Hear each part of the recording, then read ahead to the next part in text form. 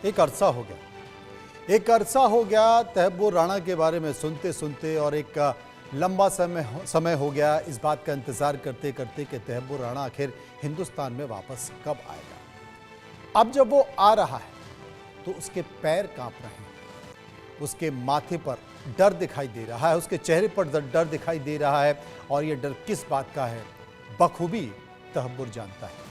चर्चा करेंगे, समझने की कोशिश करेंगे। ब्रिगेडियर रिटायर्ड राजन जामवाल मेरे साथ मौजूद होंगे, डिफेंस एक्सपर्ट हैं। डॉक्टर ब्रह्मदीप अलूने विदेशी मामलों के जानकार मेरे साथ होंगे, और हिमांशु भट्ट वरिष्ठ पत्रकार मेरे साथ होंगे। सबसे पहले जामवाल साहब के पास मैं चलूंगा। जामवाल साहब, डर, किस बात का डर? ये वो डर जिसका इंतजार भारत को बहुत लंबे समय से था।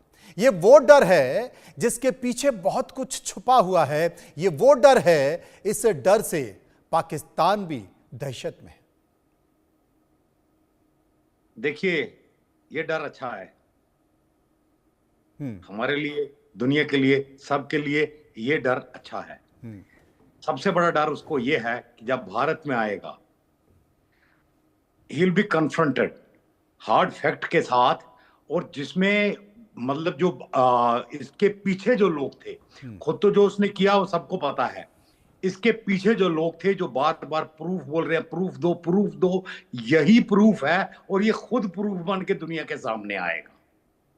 ये ऐसी ऐसी चीजें बताएगा कि मतलब दुनिया को मानने के सिवाय कोई तरीका नहीं होगा कि भैया ये जो 26/11 हुआ है, ये आइसोलेटेड लोन वोल्फ या किसी छोटे मोटे टेररिस्ट ग्रुप का नहीं था। पाकिस्तान की आईएसआई इसमें इन्वॉल्व थी। उन्होंने पूरा ऑर्गेनाइज किया, उन्होंने ट्रेनिंग करी, उन्होंने आदमी भेजे, उन्होंने पूरा फाइनेंस किया, और जो भी लोग इसके साथ हैं, इसके पीछे है, उन सबका खुलासा होगा। ये सबसे बड़ा डर है, और ये डर पूरे पाकिस्तान को लगना चाहिए, और लग रहा है इस वक्त।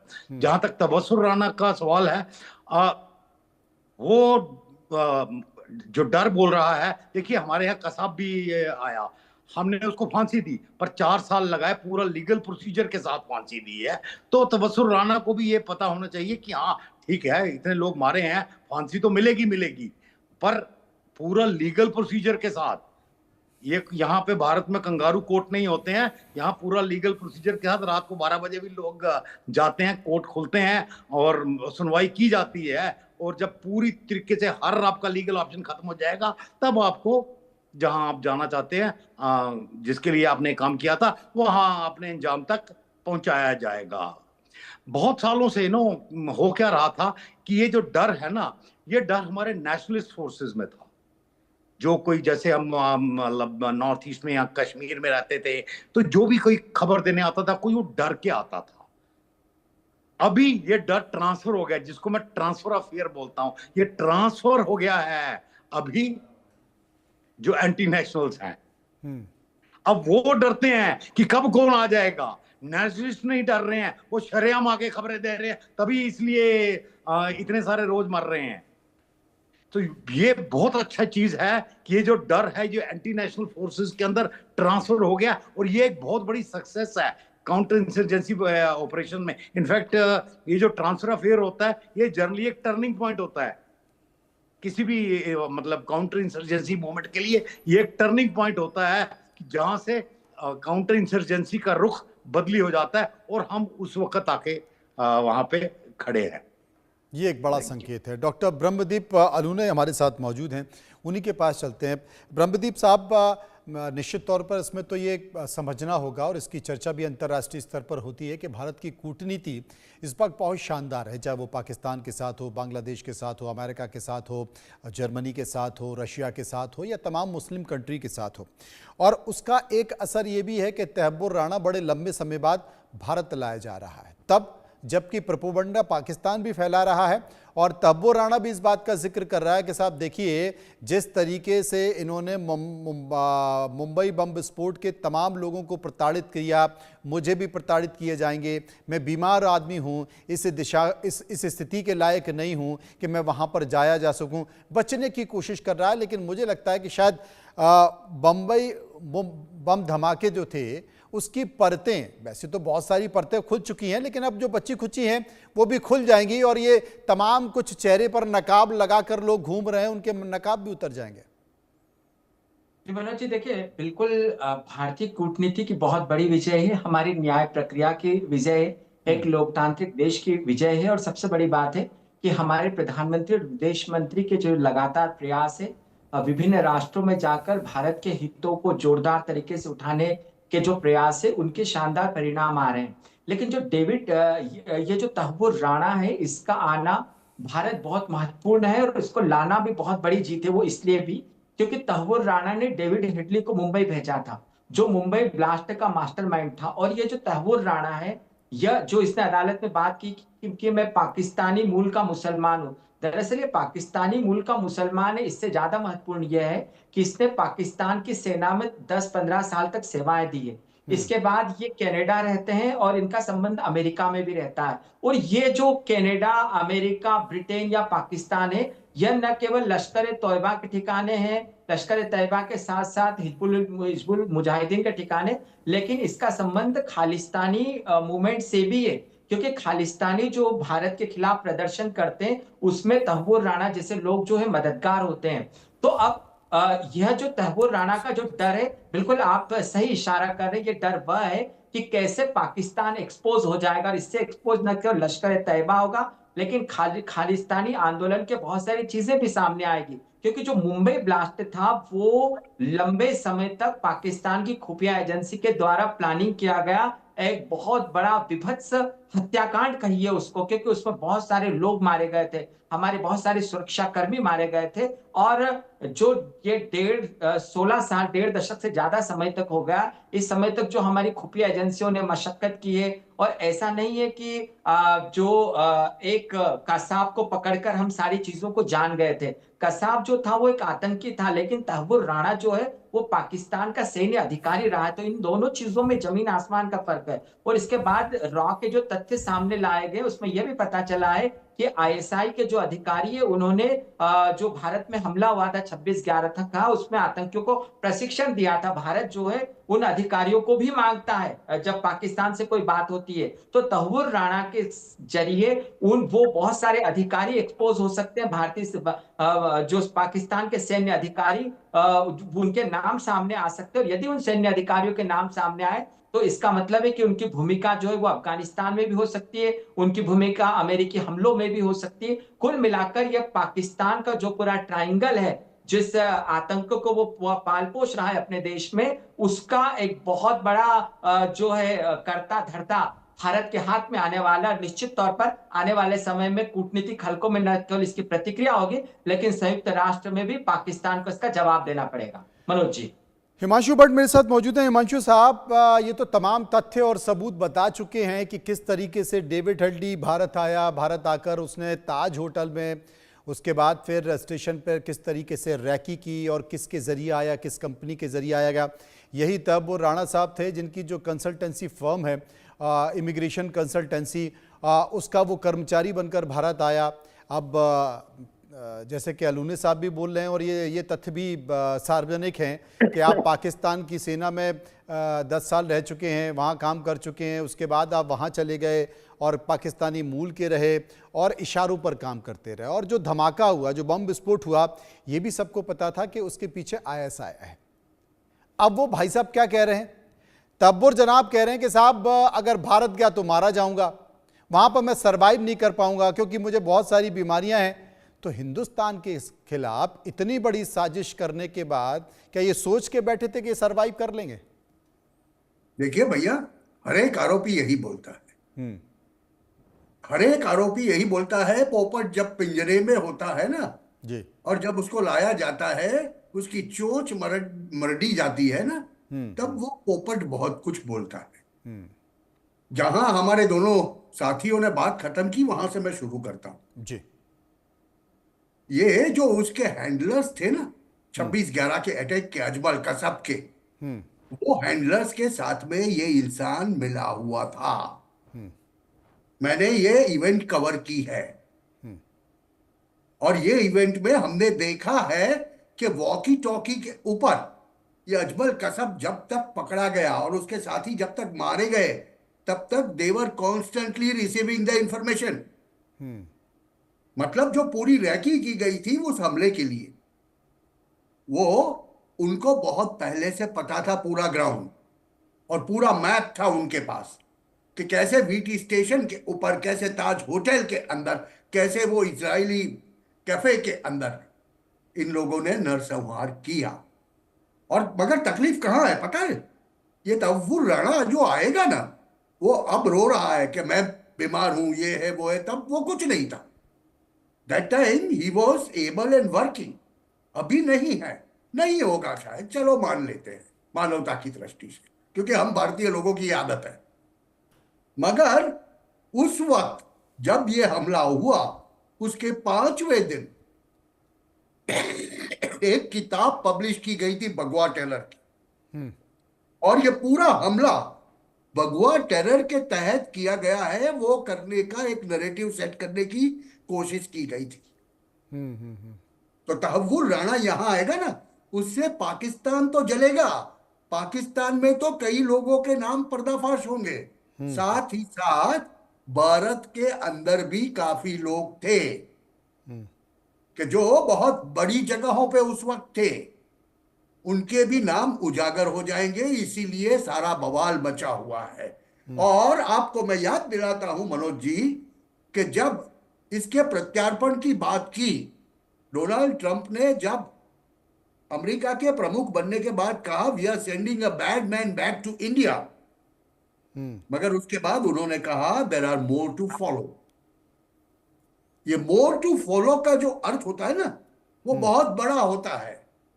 उन्होंने कहा कि डेविड कोलमैन हेडली को भूल जाओ, आप तहव्वुर राणा को ले जाओ, और मगर साथ में ये जो अभी हमारे भाई साहब ने जो बताया ना कि खालिस्तानियों के बहुत बड़े आका, आपको क्यों 20 जनवरी के बाद वो एक इंसान था पन्नू करके, कोई उसकी कोई आवाज क्यों नहीं सुनाई दे रही? कहां है वो? तो ये तहव्वुर राणा की तो एक शुरुआत है, उसको तो एक एग्जाम्पल बनाया जाएगा। और कूटनीति में, अंतरराष्ट्रीय जियोपॉलिटिक्स में जब आपको एग्जाम्पल बनाना हो तो यही करना पड़ता है। जिसे हम हिंदी में कहते हैं टेटुआ दबाया जाएगा तो मुंह में से बहुत कुछ उगलेंगे वो। और ये जब उगलेंगे तब उसके पाकिस्तानी आईएसआई के हैंडलर्स, आर्मी के handlers, when the attack was going on, who was giving them the instruction से लेके सभी चीजें उजागर होगी और वो जाहिर होनी चाहिए। मैं आशा इतनी करता हूं कि ये गवर्नमेंट उसको जाहिर करे, और यहां के कौन से नेताओं का इनको समर्थन था वो भी जाहिर करना चाहिए। सरकार इसके ऊपर, ये केस के ऊपर पिछले 16 सालों से काम कर रहे हैं, और जहां तक मुझे पता है इस केस के अंदर अभी काफी ऐसी फाइलें हैं कि जो फाइलें लोगों ने पब्लिक ही नहीं की। भारत डोजियर के ऊपर डोजियर देता था एक जमाने में, मनमोहन सिंह जी के जमाने में, कि हमने इसका डोजियर दे दिया पाकिस्तान को, उसका डोजियर से कुछ नहीं होता है। जब ऐसे लोगों को पकड़ के आप लाते हो और वो तोते की तरह बोलते हैं, फिर जब टेटुआ दबता है तब तोते की तरह बोलते हैं, और यही चीज होने जा रही है। और मैं तो समझता हूं कि इसके बाद पन्नू जैसे खालिस्तानी भी बहुत दूर नहीं, क्योंकि आपको याद होगा पन्नू के जो दो साथी थे, एक का नाम था कुछ राहत अली, ये वो कोई दो पाकिस्तानी थे, जी जी, उनका भी सॉफ्टवेयर बहुत अच्छी तरह अपडेट किया गया है यूएस के। उनका भी सॉफ्टवेयर बहुत अच्छी तरह अपडेट किया गया है। जी जी। बाकी राजन जामवाल साहब मेरे साथ मौजूद है। राजन जामवाल साहब, करीब 1.5 दशक से ज़्यादा का समय हो चुका है। हिमांशु जी कह रहे हैं कि पहले डोजियर पर डोजियर चलते थे, फिर एक डोजियर इधर से उधर, दूसरा डोजियर उधर से उधर चलता रहा और 1.5 दशक निकल गया। इतनी बड़ी घटना, सबको पता था कि डेविड हेडली तहव्वुर राणा का आदमी है, और अकेले इस केस में ही नहीं। आपको याद होगा कि पैगंबर मोहम्मद का विवादास्पद कार्टून छपा था, उस वक्त जो अखबार था डेनिश अखबार, उस पर जो हमले की साजिश थी, जैश ने ही इस बात के संकेत दिए थे, उसमें भी डेविड हेडली शामिल था। तो सबको पता था कि ये शार्प शूटर किसका है, ये व्यक्ति किसका है। बावजूद अगर 1.5 दशक निकल गए तो ये भी तो एक असफलता है। सबूत हैं, तथ्य हैं, डोजियर हैं, कम्युनिकेशन है, बातचीत किसके साथ हो रही है ये भी पता है, कैसे यहाँ पर डेविड हेडली आया, किसकी कंपनी से आया, लगातार उसे क्या सूचना दी जा रही है, वो किससे बात कर रहा है, सारी चीजें। लेकिन अगर 1.5 दशक निकल गए, उससे ज्यादा का समय निकल गया, तो क्या कहेंगे? देखिए, स्टार्ट करता हूँ, देर आए दुरुस्त आए जी। बिल्कुल आपकी बात सही है। 1.5 दशक तकरीबन निकल गया। पर उस 1.5 दशक में you see majority of the time जो डीप स्टेट थी, जो इनको जो यूएस में और वेस्ट में डीप स्टेट थी, जो कुछ एसेट्स को प्रोटेक्ट कर रही थी, जैसे डेविड कोलमैन, सबको पता है कि वो एक सीआईए का एसेट रहा है एंड वो उसको प्रोटेक्ट कर रहे थे। अभी जब यूएस में डीप स्टेट खुद ही प्रेशर में है, ट्रंप उस डीप स्टेट को उखाड़ फेंकने के चक्कर में है और दूसरी डीप स्टेट लगा अपनी मतलब बना रहा है, तो ये पूरी उथल पुथल का नतीजा है। जहां तक भारत का सवाल है, ऐसा नहीं है कि हम 16 साल चुप करके बैठे हैं।